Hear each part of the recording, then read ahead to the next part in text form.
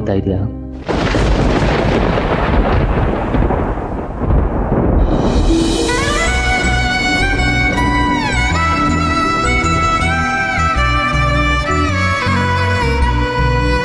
ಇವತ್ತು ನಾನು ಯಾವ ಬಟ್ಟೆ ಹಾಕೊಳ್ಳಿ ಸರ್?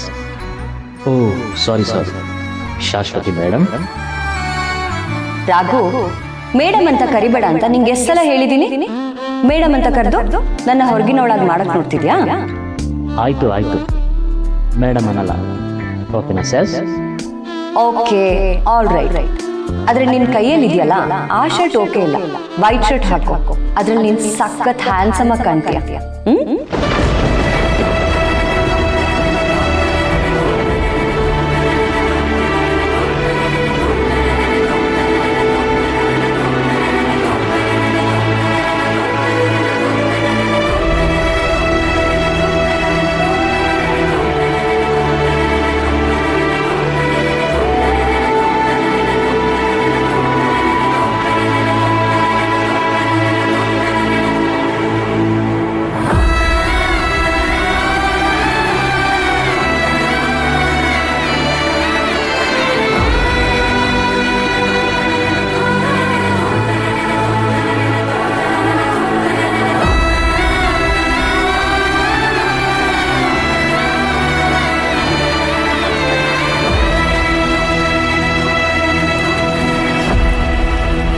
ನೆನಪುಗಳನ್ನ ಎಷ್ಟೇ ಹೂತಿಡೋಕ್ ಪ್ರಯತ್ನ ಪಟ್ರು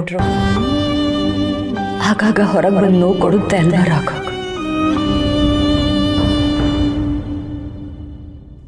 ಹ್ಯಾಪಿ ಫ್ರೆಂಡ್ಶಿಪ್.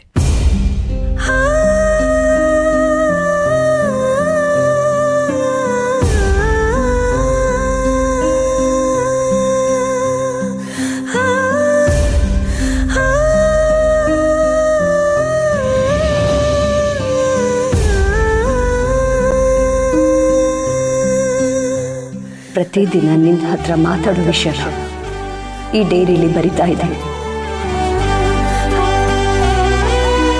ನನ್ನ ಮಾತು ನಿನಗೆ ತಲುಪ್ತಾ ಇದೆ ಅನ್ಕೊಳ್ತೀನಿ ನಿಜ. ಆದ್ರೆ ನೀನ್ ಕೊಡ್ಬೇಕಾಗಿರೋ ಪ್ರತ್ಯುತ್ತರ ನನಗೆ ಹೇಗೆ ತಲುಪುತ್ತೆ ರಾಘು?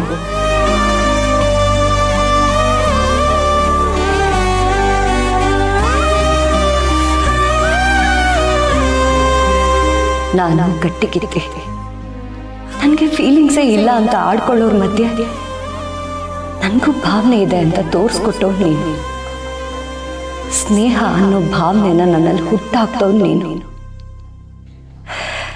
ಆದ್ರೆ ಇವತ್ತು ಆ ಸ್ನೇಹನ ನಾನು ತುಂಬಾ ಮಿಸ್ ಮಾಡ್ಕೊಳ್ತಾ ಇದ್ದೀನಿ ರಾಘು.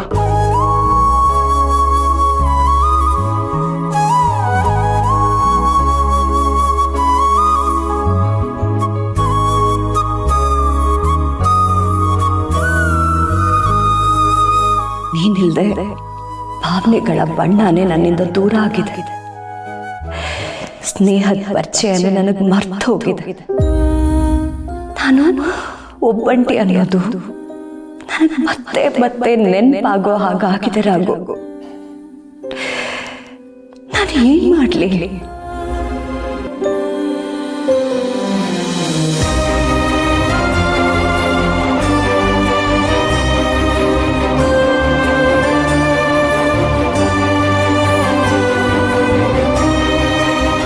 ರಾಘು, ಇವತ್ತು ಸ್ವಲ್ಪ ಜಾಸ್ತಿನೇ ಬರ್ತೆ ಅಂತ ನೋಡ್ತಿದ್ಯಾ? ಏನ್ ಮಾಡ್ಲಿ ಹೇಳು? ಇವತ್ತು ಫ್ರೆಂಡ್ಶಿಪ್ ಡೇ. ನಿನ್ನ ನೆನಪುಗಳು ಮತ್ತೆ ಮತ್ತೆ ಬರ್ತಾನೆ ಇದೆ.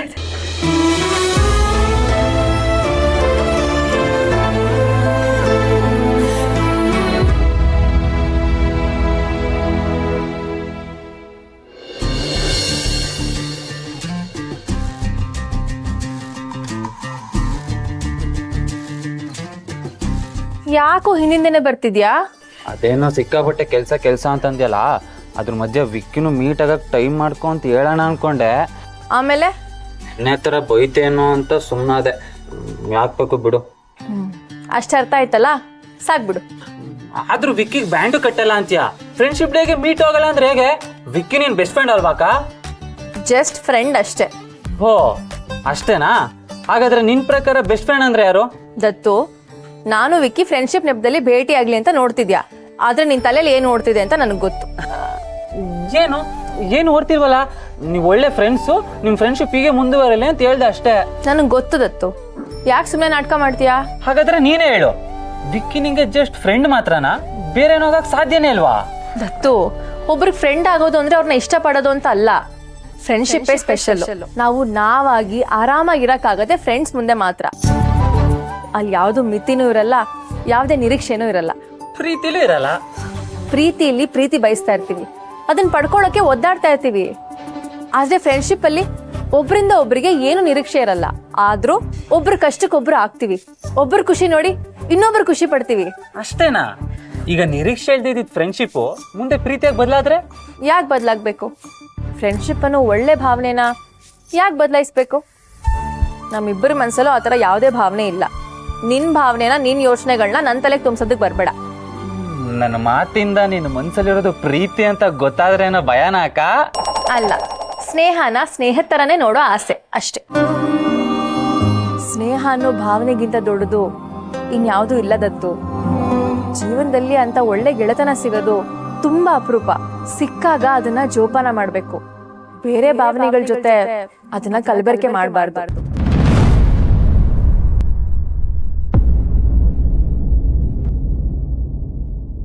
ಸ್ನೇಹ ಜೊತೆ ಪ್ರೀತಿನ ಬೆಳೆಸಿದ್ರೆ ಆ ಸಂಬಂಧ ಗಟ್ಟಿ ಆಗುತ್ತೆ ಅಂತ ನಾನು ಅನ್ಕೊಂಡೆ. ಸ್ನೇಹನ ಬರೀ ಸ್ನೇಹ ಹಾಗೆ ನಾನು ನೋಡ್ಬೋದಿತ್ತು, ಆದ್ರೆ ಆ ಸ್ನೇಹ ಜೊತೆ ಪ್ರೀತಿ ಬೆಳೆಸಿದಾಗ ಆಗೋ ಬದಲಾವಣೆ ಇದೆಯಲ್ಲ, ಅದಕ್ಕೆ ನಾನು ಅಡಿಕ್ಟ್ ಆಗ್ಬಿಟ್ಟು. ಸ್ನೇಹ ಪ್ರೀತಿ ಚಿಟ್ಟೆ ಆದಾಗ ಅದು ಹಾರುತ್ತೆ, ಜಗತ್ತನ್ನೇ ನೋಡುತ್ತೆ, ಬದಲಾವಣೆ ತರುತ್ತೆ ಅಂತ ನಾನು ಅನ್ಕೊಂಡಿದ್ದೆ. ಆದ್ರೆ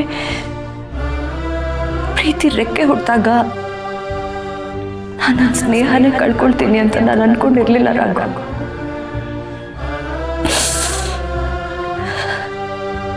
ಪ್ರೀತಿ ರೆಕ್ಕೆಯಿಂದ ನಮ್ಮ ಸ್ನೇಹ ದೂರ ಆಯ್ತಾ, ಅಥವಾ ಅಮ್ಮ ಕಟ್ ಮಾಡಿದ ರೆಕ್ಕೆಯಿಂದ ನಮ್ಮ ಸ್ನೇಹನೇ ಸತ್ತೋಯ್ತು? ನನಗೇನು ಅರ್ಥ ಆಗ್ತಿಲ್ಲ ರಾಘು. ಆದ್ರೆ ಒಂದು ವಿಷಯ ಮಾತ್ರ ನನಗೆ ಕ್ಲಿಯರ್ ಆಗಿ ಅರ್ಥ ಆಯ್ತು.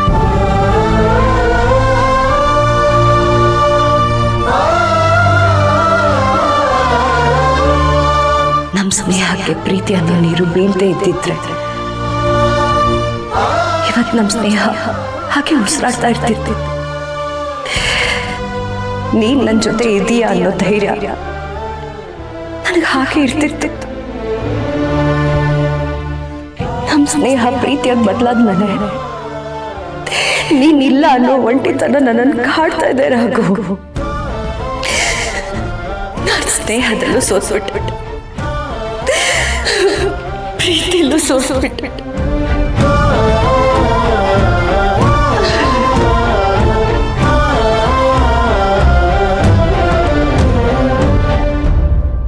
ಆದ್ರೆ ನನ್ನ ಸ್ನೇಹ ಪ್ರೀತಿನೂ ಗೆಲ್ಸಿದೆ.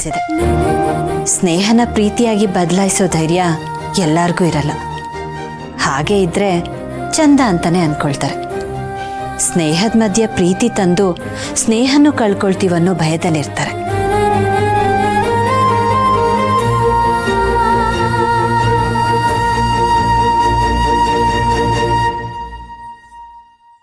ಆ ಭಯನ ಮೀರಿ ಪ್ರೀತಿನ ಗೆಲ್ಲೋ ಛಲ ಇದ್ದವ್ರಿಗೆ ಮಾತ್ರ ಸ್ನೇಹ ಪ್ರೀತಿ ಎರಡೂ ಒಂದೇ ವ್ಯಕ್ತಿಲಿ ದಕ್ಕೋಕ್ ಸಾಧ್ಯ. ನಿರೀಕ್ಷೆನೇ ಇಲ್ದಿರೋ ಸ್ನೇಹ ಒಂದಿನ ಪ್ರೀತಿ ನಿರೀಕ್ಷೆ ಮಾಡಿದಾಗ ಒಪ್ಕೊಂಡ್ಬಿಡ್ಬೇಕು. ಸ್ನೇಹದ ಮಣ್ಣಲ್ಲಿ ಪ್ರೀತಿ ಇನ್ನೂ ಸ್ಟ್ರಾಂಗ್ ಆಗಿ ಬೆಳೆಯುತ್ತೆ.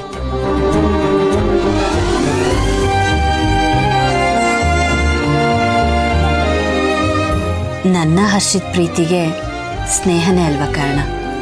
ನಮ್ಮ ಮಧ್ಯೆ ಇದ್ದ ಸ್ನೇಹದಿಂದ ಪ್ರೀತಿ ಹುಟ್ಟಿದೆ. ಆ ಸ್ನೇಹಕ್ಕೊಂದು ಥ್ಯಾಂಕ್ಸ್ ಹೇಳಲೇಬೇಕು.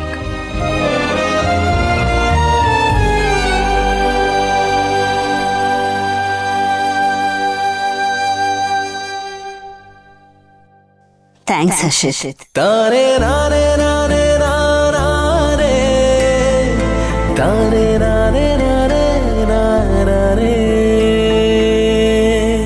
ನನ್ನ ವಿಕ್ಕಿ ಸ್ನೇಹ ಬಿಳಿ ಹಾಳೆ ತರ ಯಾವುದೇ ಕಲೆ ಇಲ್ಲದೆ ತುಂಬಾ ಚೆನ್ನಾಗಿದೆ.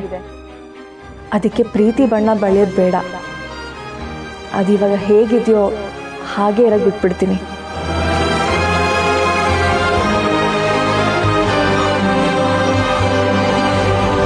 ಬಿಳಿ ಹಾಳೆಯಾಗಿ ಸಿಕ್ಕಿದ್ ನಮ್ಮ ಸ್ನೇಹಕ್ಕೆ ನನ್ನ ಪ್ರೀತಿ ಬಣ್ಣ ತುಂಬಕ್ಕೆ ಹೋದ. ಎಲ್ಲ ಬಣ್ಣ ಸೇರಿ ಕಪ್ಪು ಚುಕ್ಕಿ ಆಗೋಯ್ತು. ನಮ್ಮ ಬದುಕಿಗೂ ಆ ಕಲೆ ಅಂಟಿತು. ಕಲೆ ಹೆದ್ರಿ ಬಣ್ಣ ತುಂಬದೇ ಇರಕ್ಕಾಗತ್ತಾ? ಬಣ್ಣ ತುಂಬಬೇಕು. ಸ್ನೇಹ ಪ್ರೀತಿ ಬಣ್ಣದಲ್ಲಿ ಮುಳುಗಿದ್ರೆ ಬದುಕು ಕಲರ್ಫುಲ್ ಆಗಿರುತ್ತೆ.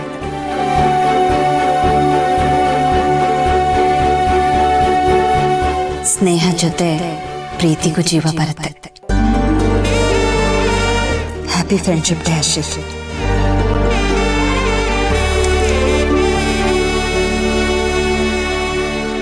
ನನ್ನಿಂದ ದೂರ ಆದ್ರೂ ನನ್ನ ಮನಸ್ಸಿಗೆ ನೀನು ತುಂಬಾ ಹತ್ರನೇ ರಾಕು. Happy friendship day. Happy friendship day.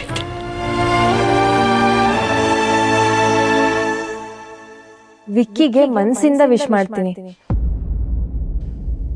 Happy friendship day Vicky.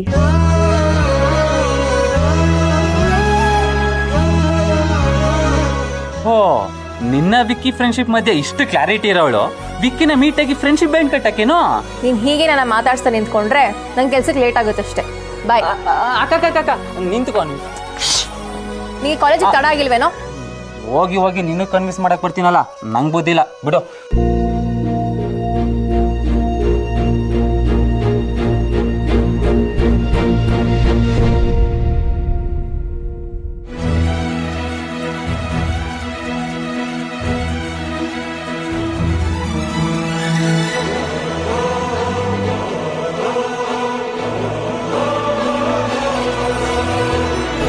ಇದ್ಯಾರು ಹೂವಿನ ಪಾಟ್ ಇಲ್ಲಿಟ್ಟಿರೋದು?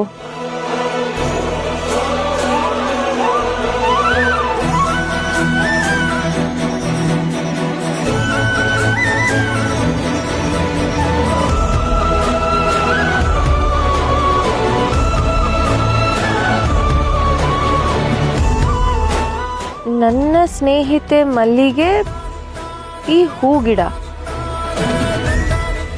ನಮ್ಮ ಸ್ನೇಹ ಈ ಪುಟಾಣಿ ಗಿಡದ ಹಾಗೆ ಸದಾ ಹಸಿರಾಗಿರಲಿ. ಇದಕ್ಕೆ ಸದಾ ನೀರೆರೆದು ಬೆಳೆಸೋಣ. Happy friendship day. ನಮ್ಮ ಸ್ನೇಹ ಇನ್ನೂ ಬೆಳೆಯಲಿ ವಿಕ್ಕಿ.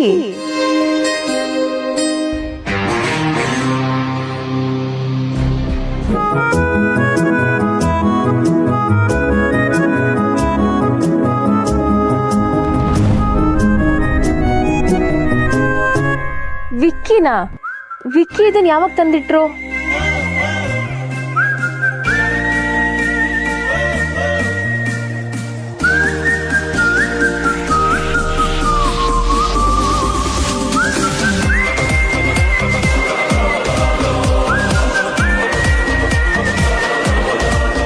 ಎಷ್ಟು ಒಳ್ಳೆ ಯೋಚನೆ ವಿಕ್ಕಿ. ನಮ್ಮ ಸ್ನೇಹನ ಈ ಗಿಡಕ್ಕೆ ಹೋಲಿಸಿದಿರಾ. ನಮ್ಮ ಸ್ನೇಹದ ಜೊತೆ ಈ ಗಿಡನೂ ಜೋಪಾನ ಮಾಡ್ತೀನಿ ವಿಕ್ಕಿ.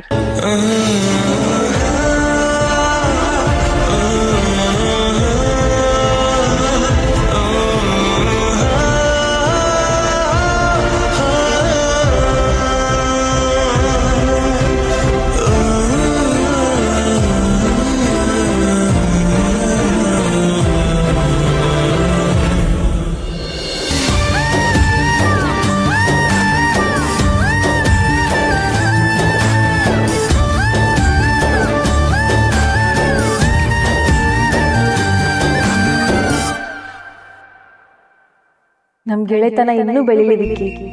Happy friendship day.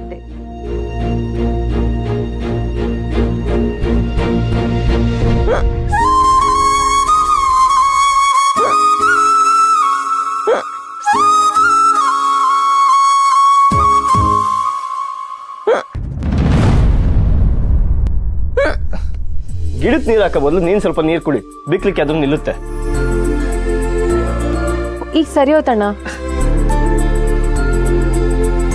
ಇದೇ ಪಾಟಿದು ಹೊಸ ತಂದ್ಯಾ? ನಾನ್ ತಂದಿರೋದಲ್ಲ ಅಣ್ಣ, ಗಿಫ್ಟ್ ಕೊಟ್ಟಿರೋದು. ಗಿಫ್ಟಾ? ಯಾರು? ಅದು ಫ್ರೆಂಡ್ಶಿಪ್ ಡೇಗೆ ನನ್ನ ಫ್ರೆಂಡು. ಫ್ರೆಂಡಾ? ಮನೆಗೆ ಬಂದು ಗಿಫ್ಟ್ ಕೊಟ್ಟೋಗಿದ್ದಾರಾ? ಯಾರು? ಹುಡುಗನ ಹುಡುಗಿನ?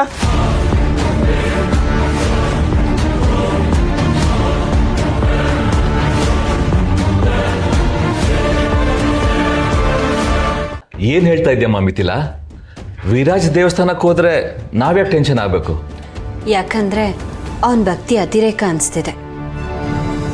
ಅವನ ವಯಸ್ಸಿಗೆ ಇಷ್ಟೊಂದು ಭಕ್ತಿ ಇರೋದು ಸಹಜ ಅನಿಸ್ತಾ ಇಲ್ಲ. ಯಾಕೆ ಮಿಥಿಲ? ವಿರಾಜ್ ಹಾಗನ್ಸೋವಾಗ ಏನು ಮಾಡ್ದ?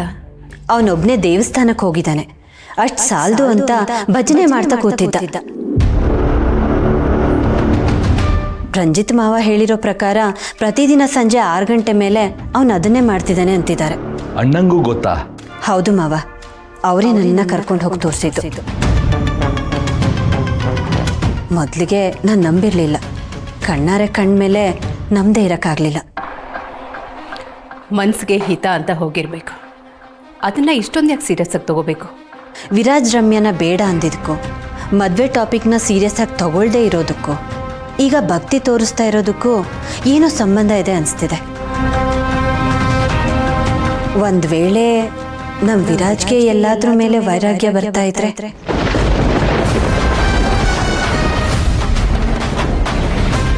ಇದೆಲ್ಲ ಬರೀ ನನ್ನ ಕಲ್ಪನೆ ಅಂದ್ಕೊಳ್ಬೇಕು ಅನ್ಸುತ್ತೆ.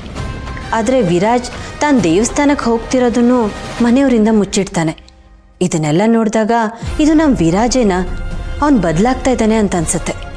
ನಿನ್ನ ಭಯ ನಿಜ ಆದರೆ ಕಷ್ಟ ಇದೆ ಮಿಥಿಲಾ. ಅಮ್ಮ ನೋಡಿದರೆ ಅವನನ್ನು ಈ ಮನೆ ಉತ್ತರಾಧಿಕಾರಿ ಅಂತಾರೆ, ಅವನು ನೋಡಿದರೆ ಭಕ್ತಿದಾರಿ ಹಿಡಿತಾ ಇದ್ದಾನೆ. ಇದೇನಾದರೂ ಅಮ್ಮಂಗೆ ಗೊತ್ತಾದರೆ ಕಷ್ಟ ಇದೆ. ಅಣ್ಣ ಈ ವಿಚಾರ ಅಮ್ಮಂಗೆ ಹೇಳ್ದೇ ಇರ್ತಾನ? ಹೇಳಬೇಡಿ ಅಂತ ಮಾವನಿಗೆ ನಾನು ಕನ್ವಿನ್ಸ್ ಮಾಡಿದ್ದೀನಿ. ಆದರೆ ರಂಜಿತ್ ಮಾವ ಹೇಗೆ ಅಂತ ನಿಮಗೂ ಗೊತ್ತು. ಅರುವಮ್ಮನಿಗೆ ವಿಷಯ ಗೊತ್ತಾಗೋ ದಿನ ದೂರ ಇಲ್ಲ ಅನ್ಸುತ್ತೆ. ಅಣ್ಣನ ಹತ್ರ ನಾನು ಮಾತಾಡ್ತೀನಿ, ನೀವೆಲ್ಲ ಸೇರಿ ವಿರಾಜಿಗೆ ಬುದ್ಧಿ ಹೇಳಿ. ಅವನು ಹಿಂಗೆ ಆಡಿದ್ರೆ ಆಗಲ್ಲ. ಮಿಥಿಲಾ, ವಿರಾಜ್ ಮೊನ್ನೆ ಆ ಹುಡುಗಿ ಬಗ್ಗೆ ಹೇಳಿದಾಗ ಒಂದು ಕ್ಷಣ ನನಗೆ ತುಂಬ ಸಂತೋಷ ಆಯಿತು. ಅವನಿಗೆ ಮದುವೆ ಬಗ್ಗೆ ಇಂಟ್ರೆಸ್ಟ್ ಇದೆ ಅಂತ ಅಂದ್ಕೊಂಡೆ.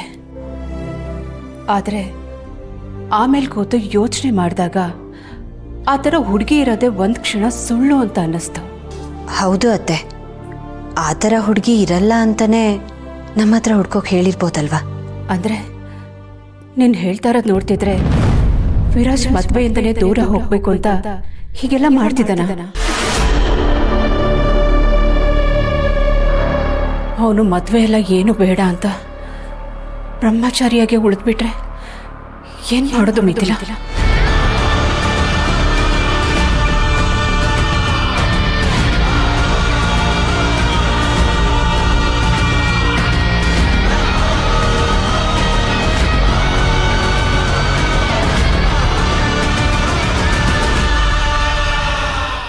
ಅತ್ತೆ, ವಿರಾಜ್ ಆಧ್ಯಾತ್ಮನೇ ಸೇರ್ತಾನೆ ಅನ್ನೋ ಗ್ಯಾರಂಟಿ ಇಲ್ವಲ್ಲ, ಸೇರಿದ್ರೆ ಅನ್ನೋ ಭಯ ಅಷ್ಟೆ.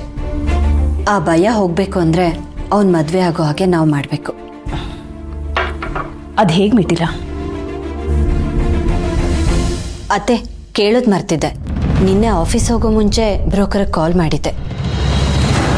ರಾಜಲಕ್ಷ್ಮಿ ಯೋಗದ ಬಗ್ಗೆ ಹೇಳಿದ್ದೆ, ಹಾಗೆ ನೀವು ಕೊಟ್ಟಿರೋ ಜಾತಕ ಡೀಟೇಲ್ಸ್ನು ಕೊಟ್ಟಿದ್ದೆ. ಮ್ಯಾಚ್ ಆಗುವಂಥ ಯಾವುದಾದ್ರೂ ಹುಡುಗಿ ಜಾತಕ ಇದ್ರೆ ಕಳಿಸ್ತೀನಿ ಅಂದಿದ್ರು. ಕಳಿಸಿದ್ರಾ? ಹೌದಾ? ಇಲ್ವಲ್ಲ. ಅರೆ, ಪಾಂಡುಗೆ ಫಾಲೋ ಅಪ್ ಮಾಡು ಅಂದಿದ್ದೆ, ಅವ್ನು ಮಾಡೇ ಇಲ್ವಾ? ಓ, ಪಾಂಡುನಾ? ಹೌದು. ಯಾವುದೋ ಎನ್ವಲಪ್ ಕೊಟ್ಬಿಟ್ಟು ಇದನ್ನು ಜೋಪಾನವಾಗಿಡಿ, ವಿರಾಟ್ ಸರ್ ಜೀವನ ಇದರಲ್ಲಿದೆ ಅಂತ ಹೇಳ್ದ. ನಾನು ಯಾವುದೋ ಆಫೀಸ್ದು ಇಂಪಾರ್ಟೆಂಟ್ ಡಾಕ್ಯುಮೆಂಟ್ ಇರಬೇಕು ಅಂತ ಎತ್ತಿಟ್ಟಿದ್ದೀನಿ. ಈ ಪಾಂಡುದು ಯಾವಾಗಲೂ ಅಧಿಕ ಪ್ರಸಂಗನೇ, ಯಾವುದು ಕರೆಕ್ಟಾಗಿ ಕನ್ವೆ ಮಾಡೋದೇ ಇಲ್ಲ. ಬ್ರೋಕರ್ ಯಾವುದೋ ಜಾತಕ ಕೊಟ್ಟು ಕಳಿಸಿದ್ರಂತೆ, ನೀವು ಆ ಎನ್ವಲಪ್ನ ಓಪನ್ ಮಾಡಿಲ್ವಾತೆ? ನಾನಿನ್ನೂ ನೋಡಿಲ್ಲ ಮಿಥಿಲಾ, ತರ್ತೀನಿರ.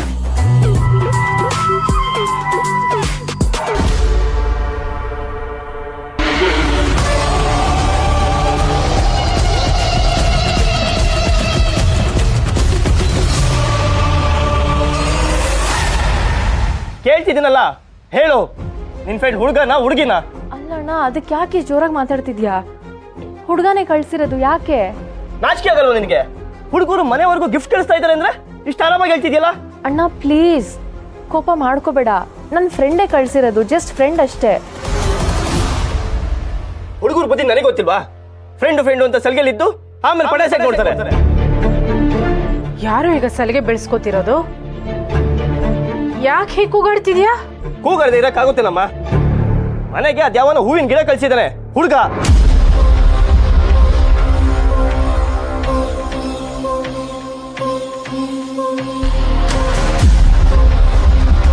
ಹುಡುಗನ ರೀ, ಕೋಪ ಮಾಡ್ಕೋಬೇಡಿ.